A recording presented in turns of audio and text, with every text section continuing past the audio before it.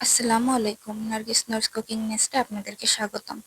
তো আজকে একটি স্পেশাল ভর্তা বানাবো, লাউ পাতা দিয়ে টাকি মাছের ভর্তা। এই ভর্তাটি খেতে অনেক মজা হয়। তো চলুন বেশি কথা না বাড়িয়ে আজকের রেসিপিটি শেয়ার করি। প্রথমে টাকি মাছগুলোতে লবণ এবং হলুদ ভালো মতো মাখিয়ে নিব।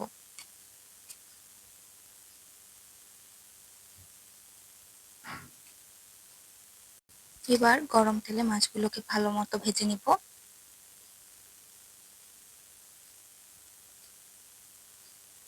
সব মাছগুলোকে আমি একে একে প্যানে দিয়ে দিলাম।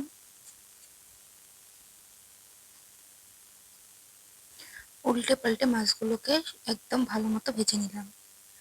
এ পর্যায়ে দিয়ে দিব লাউ পাতাগুলো। একই প্যানে সমস্ত লাউ পাতাগুলো দিয়ে দিব, দিয়ে হালকা একটু পানি দিয়ে এটাকে ভালো মতো সিদ্ধ করে নিব। খুবই সামান্য পানি দিয়েছি আমি। দিলাম একটু লবণ। লাউ পাতাগুলো সিদ্ধ হয়ে গিয়েছে। এখন এটা পানিটা আরেকটু শুকিয়ে নিব। এরকম যখন পুরোপুরি পানি শুকিয়ে যাবে, এ পর্যায়ে এটাকে নামিয়ে নিব আমরা।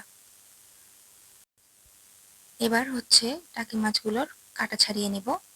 আর আমি নিয়ে নিয়েছি পেঁয়াজ এবং রসুন ভাজা, আর হচ্ছে সিদ্ধ করা লাউ পাতা, শুকনো মরিচ, কাঁচা মরিচ। এবার এগুলো সবগুলোকেই একসাথে শিলপাটায় বেটে নিব। আপনারা চাইলে মিক্সার গ্রাইন্ডারও করে নিতে পারেন। বাটা হয়ে গিয়েছে। এখন দিয়ে দেবো একটু সরিষার তেল।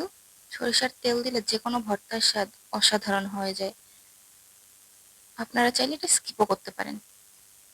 হাত দিয়ে ভালো মতো সরিষার তেল এবং ভর্তাটাকে আবারও মাখিয়ে নিব। ঝাল এবং লবণ আপনারা যে যেরকম খান আপনাদের অনুযায়ী দিবেন।